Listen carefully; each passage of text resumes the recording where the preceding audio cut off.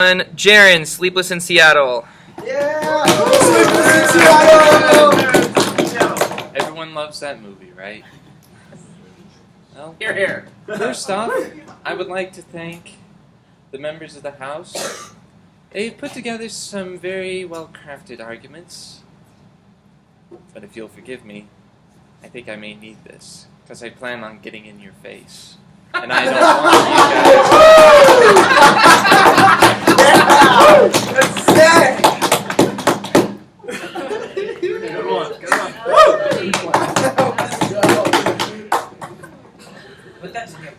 I would like to say that the House says that they are for the people. And yet all that I have heard coming out of their mouths is about states' rights, states' rights, states' rights. And I believe that they have lost sight of the issue here. This is not a matter of states' rights. This is a matter of civil rights. For example, the federal government does not have power over marriage. While it is true that there are powers not delegated to us are left up to the states according to the 10th Amendment, focusing on states' rights is incredibly detrimental. Need I remind the House that it is this great inversion, this overemphasis, that has led southern states to keep Jim Crow laws in effect for hundreds of years after slaves were freed.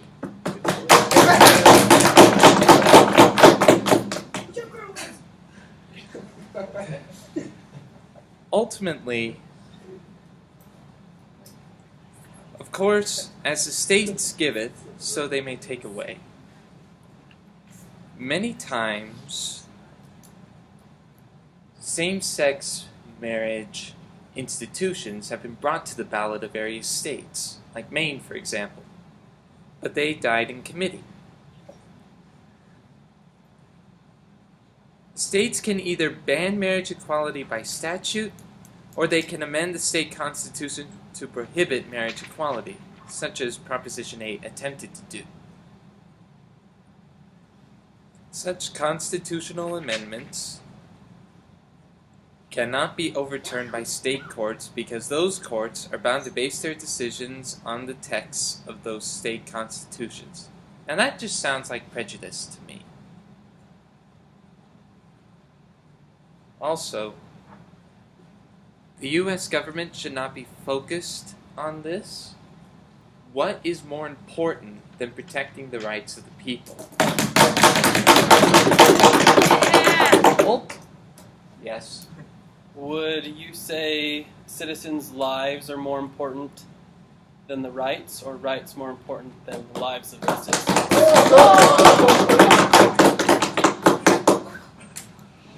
I believe that their lives are important, and that ISIS will be dealt with in time. But let us focus on what is domestic here, and not go on what is abroad.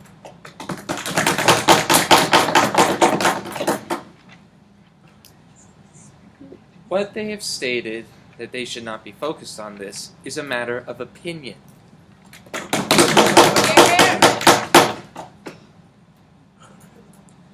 So finally, I would like to get to my 3 main points.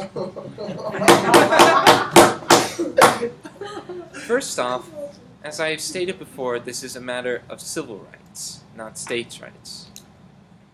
Now, the federal government needs not to pass legislation concerning this. We don't want to do that.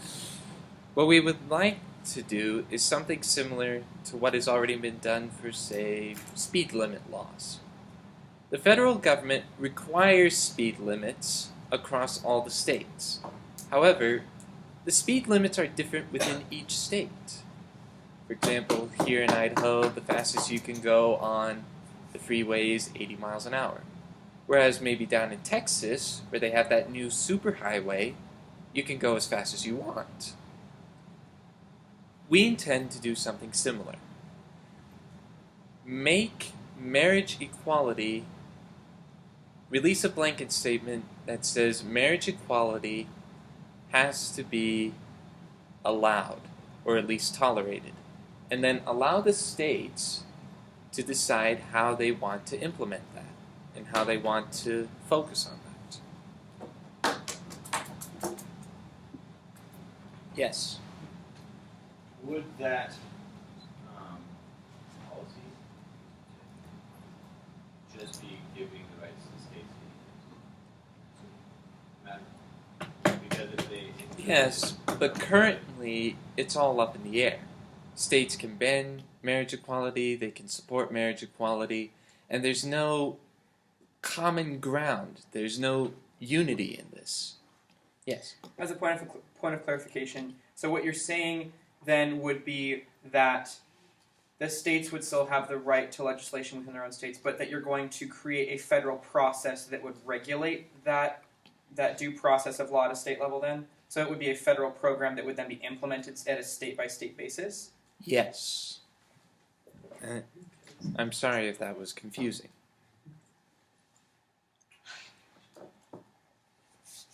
And my second argument was differing stances on this issue between states causes much unwanted prejudice and headache.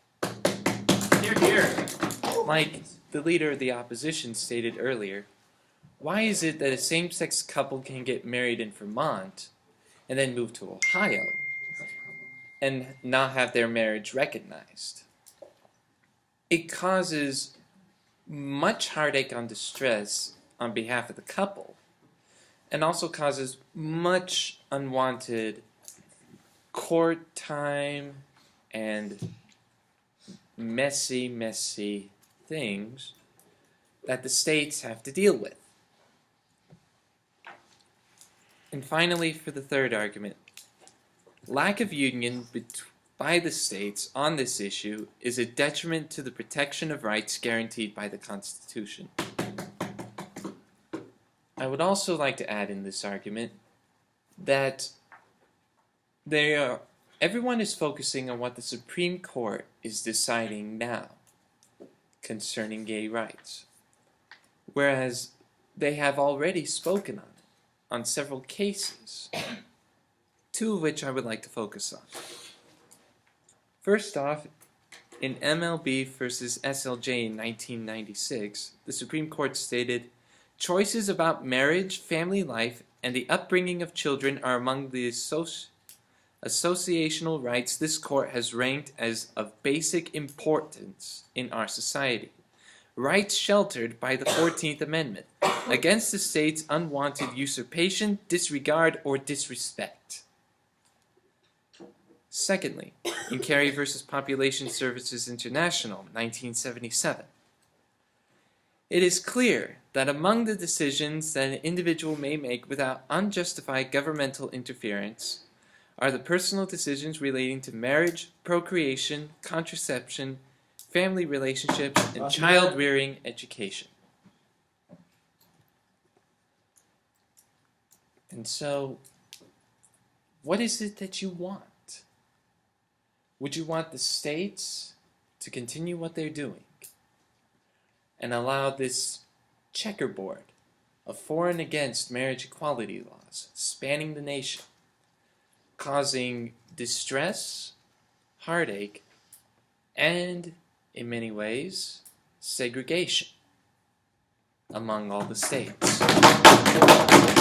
Or would you rather have the federal government institute a specific procedure that allows marriage equality across all 50 United States, providing unity and liberty and justice for all?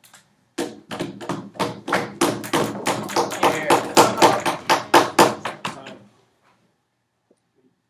you done? I'm good. Okay. Okay, at this point,